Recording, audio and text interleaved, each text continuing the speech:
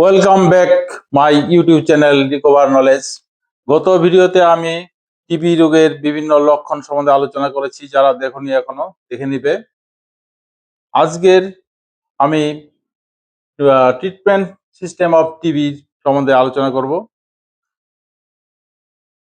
TB পেশেন্টকে সাধারণত 6 মাস ওষুধ খেতে হয়। প্রথম 56 দিন খাবে আইপি এবং দ্বিতীয় 112 দিন খাবে সিপি। এইখানে একটি কথা আছে, টিবি দুই ধরনের হয়, একটা হচ্ছে পালমোনারি আর একটা হচ্ছে এক্সট্রা পালমোনারি। পালমোনারি কেস হচ্ছে যাদের ফুসফুসে হয়, যাদের টিবি রোগটা ফুসফুসে হয় তাদেরকে বলা হয় পালমোনারি। তারা এই আইপি 56 দিন খাওয়ার পর আবার তারা টেস্ট করবে, তারা স্পুটাম টেস্ট করবে, হসপিটালে যাবে, গিয়ে ওখানে স্পুটাম টেস্ট করবে, সেখান থেকে রিপোর্ট নিয়ে আসবে। তারপর ওরা আবার সিপি খাবে 112 দিন।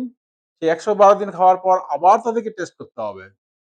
যদি নেগেটিভ আসে কিওর, আর যদি নেগেটিভ না আসে মেডিকেল অফিসারের সঙ্গে কথা বলতে হবে, পুনরায় তাকে কিছুদিন ওষুধ খেতে হয়। আর মেডিসিন 4 ধরনের হয়: রিফাম্পিসিন, আইসোনাইজড, পাইরাজিনামাইড এবং ইথাম্বোটল।